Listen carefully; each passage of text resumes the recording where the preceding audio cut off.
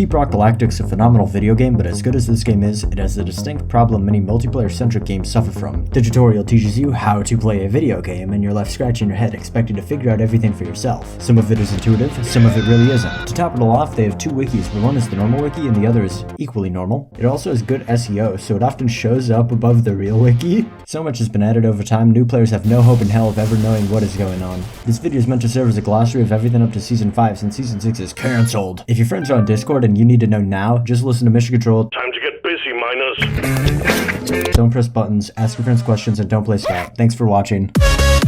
Okay, here's the guide for everyone without friends. Hello everyone, my name is Lucky. If you just found my channel, I make gaming-centric variety videos. There's a minor info I skipped, but you'll get it if you look up pro tips or something. I'm also not going to go over every mission type, just use your brain for the main objective. He shoots. Super simple. His mobility tool is the zipline. The ammo is very sparse, so keep in mind how many times the zipline will realistically be used. His starting guns are great for laying down heavy fire and a bit of high damage sharpshooting. If you played TF2, you know how this guy works. He places a sentry gun and everyone can build it. People often make the mistake of pointing it where enemies are coming from like it has a huge damage output. Place it facing where you're defending to make it more effective. Lots of people love TKer. I did not care for the trailer! As good as his primary is, his mobility tool just isn't as effective as the others. If there's something on the ceiling, you're just out of luck, and the starter secondary is only workable with a certain overclock. And people call the gunner boring. With a character whose gameplay is this dull, it's no wonder I keep my C4 in the mule, and when someone calls it, I accidentally blow it up. And frankly, I don't see how that's my fault. The Scout's special ability is failure to appear. Seriously, if you're just getting into this game, please don't play Scout just because you think you can avoid teamwork. Having an absent father for a Scout is worse than having no Scout. His guns are great for single targets but differ in effective range.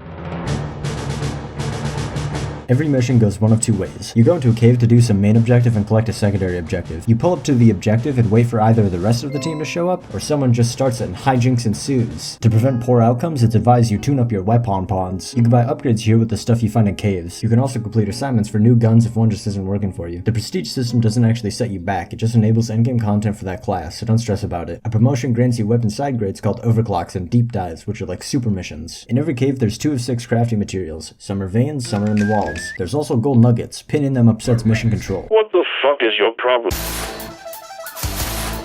Machine events are small machines you find in the caves. They turn matrix cores into useful items, and I think they have an outcome on your payout at the end, but that's yet to be confirmed. Fuck! Here's the infection. Special enemies bring you shiny rocks to break an industrial garbage disposal. Tritolite crystal. A pod comes down and gives you bombs that blow up when you throw them. You throw them at this thing to open it. A ton of enemies start spawning, so you really shouldn't do this alone. Ebonite mutation. You get power-ups that recharge your melee faster and get put up against bulletproof enemies. Omen Modular Exterminator. I'll keep it $150 with you, Greenbeard. Don't do these. This isn't a machine event, but I'm cataloging it here. A weaponized Gigamule has parasites that are making it evil, I guess. You could just walk away, or you can fight it and fix it, and then it fights with you. Yippee! Occasionally, you'll find a cargo crate that requires 2 nearby batteries to open. They beep louder the closer you get them to the crate. Other times, you'll find a helmet, which marks a spot where a dwarf is prematurely entombed. In both cases, a rare cosmetic item awaits. There's a different kind of beep you'll hear. That would be the jet boots. Got any games on your phone? DRG has had 5 seasonal content expansions. This might not sound like a lot when Fortnite has had like 400, but you should also consider that there are 7 seasonal holiday events for Christmas and stuff. And Chinese New Year. Season 1 introduced the rival incursion. These guys started showing up everywhere. It also added data cells and industrial sabotage. The idea is that a rival corporation is scouting Hoxies and trying to break your monopoly over the planet. Season 2 is rival escalation. It added The Thing. Season 3 was Plaguefall. This meteor showers over Hoxies and it Uzumaki'd up all the Glyphids with space aids. Season 4 got worse and added Hell. Season 5 was mostly a lore thing and they added a mission type. All the content is accessible here. You can even switch which Deep Rock Battle Pass. you're playing on. Seasonal content, data cells, which come from 3 things. The Prospector Drone, who's completely peaceful until you attack him. That's when enemies start spawning and he runs away. The data deposit, which is hacked via... Then there's this thing where you go and you defuse the antennas. The mission modifier that came with these seasons is Rival Presence. If you find this pyramid thing, you can hack it. And Plague Hearts, which showed up in seasons 3 and 4, you get them from asteroids. There's a big one that gets connected with car batteries and multiple small ones you just dig open. The mission modifier spawns Plague Spikes, which are these things. You need to call for the cleaners. Shampoo it up, vacuum it off. Do it all at once very quickly or piece by piece very slowly. When you vacuum up the yellow crap, it spawns enemies. That's a pro tip. That's a bro tip. That's your bro's tip. I briefly thought about doing a Pokemon rap type thing, but all the enemies actually show up in the video and I display how to fight them just fine except for one. The Cordlock Sprout is a stationary boss where you shoot its spitter thins until the heart opens. Destroy the healing pods, grab the crystals. I didn't say it was easy, but it sure is simple. At the Abyss Bar, every mission there's a special drink in rotation that gives you a bonus to one of your attributes. Some are great and you should drink them anytime they're on the menu. Others are so hilariously inconsequential it's more worth the investment to flush the money down the toilet. That's basically everything about the gameplay and all you could possibly need to know to get good fast. Just keep doing assignments, keep working hard, and don't play Hazard 5 without a full team. This is the Union terminal. Honestly, don't even try using it, it's completely broken. Rumor has it the Union was a pet project of a dev at Ghost Ship who left the company, and now the current employees at Ghost Ship can't do anything about it because it wasn't very well documented. Same thing with Employee of the Month, who is now locked to you, congratulations. In the outer ring is Huxley's 4, a planet which is undoubtedly alive. On this planet is a mysterious substance called Morkite, which the company is pursuing lots of. They have a very vested interest in it and whatever it's good for, which as of now remains unknown to the community. Theories which pertain to the use and formation of Morkite are, in the previous draft of this script. In the dangerous pursuit of Morkite, a dwarf was lost named Carl, who became the reason the phrase "leave no dwarf behind" became the de facto company motto. It is unknown what happened to him and there are a lot of theories surrounding him. A weirdly popular one is that mission control is Carl, which makes no sense. D tier. He's not a human either, just trapped in middle management. Deep Rock Galactic has a spin-off tabletop game, a Vampire Survivors, and an upcoming roguelike game which is probably going to expand the lore. The alpha playtest is coming in the second quarter, and if I don't get access, let's just say, you wouldn't like me when I'm angry.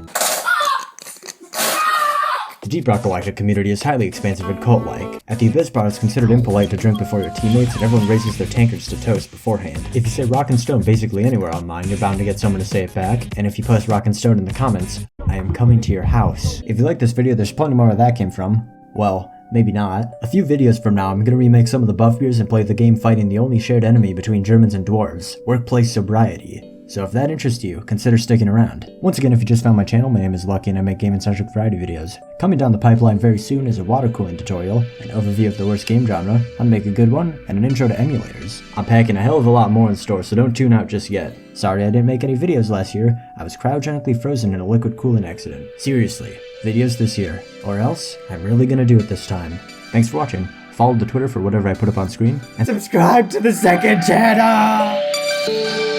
Okay, so I'm sticking this in right at the end because I felt like I was in the wrong for criticizing Driller, and to be fair to Ghost Ship, you can't really change his mobility tool now, but I had some ideas that would keep him from being doomed to staircases forever. If you think Driller is just the best class ever, these would only make him more the best, so don't complain. My idea is this: if Driller really can't move all that well, what if you just made him unstoppable? What if instead of being slowed down, you use the drills and they make you speed up and you can like ram through a horde of enemies, or I drew this little thing out where you dig like a little thing and then you do a drill jump or something.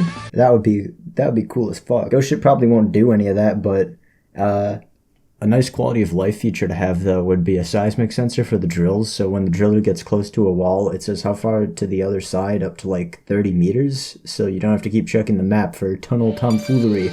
Okay, the video's 8 minutes, get out of here.